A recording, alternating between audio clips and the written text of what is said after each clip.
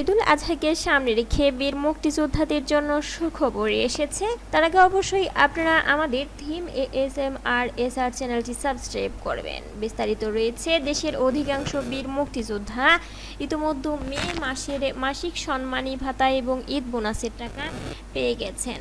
মুক্তিযুদ্ধ বিষয়ক মন্ত্রণালয়ের ওয়েবসাইটে প্রকাশিত হয়েছে উৎসব ভাতা, ঈদ বোনাসের অর্থ ছাড়ের নোটিশ, এছাড়া মে 2026 মাসের নোটিশ ডিউ। সরকার নির্ধারিত প্রক্রিয়ায় ব্যাংক হিসাবের মাধ্যমে এই অর্থ পাঠানো হয়েছে। যে সকল মুক্তিযোদ্ধার ব্যাংক অ্যাকাউন্টে টাকা পৌঁছে গেছে তারা চাইলে এখনই নিজ নিজ ব্যাংক শাখা অথবা এটিএম বুথ থেকে টাকা উত্তোলন করতে পারবেন। অনেক মুক্তিযোদ্ধা ও তাদের পরিবারের সদস্যরা দীর্ঘদিন ধরে মে মাসের সম্মানী ভাতা এবং ঈদ বোনাসের অপেক্ষায় ছিলেন।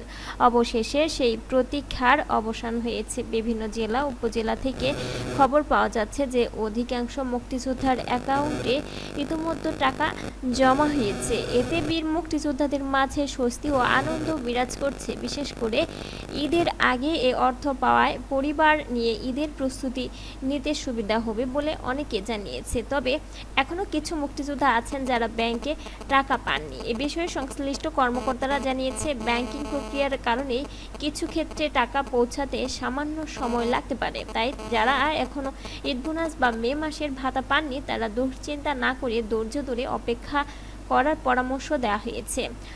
আশা করা হচ্ছে আজকের মধ্যেই বাকি সকল মুক্তিযোদ্ধার অ্যাকাউন্টে টাকা পৌঁছে যাবে। অনেক সময় সার্ভার জটিলতা, ব্যাংক হিসেবের তথ্য যাচাই অথবা অনলাইন লেনদেনের ধীরগতির কারণে টাকা পৌঁছাতে বিলম্ব হয়।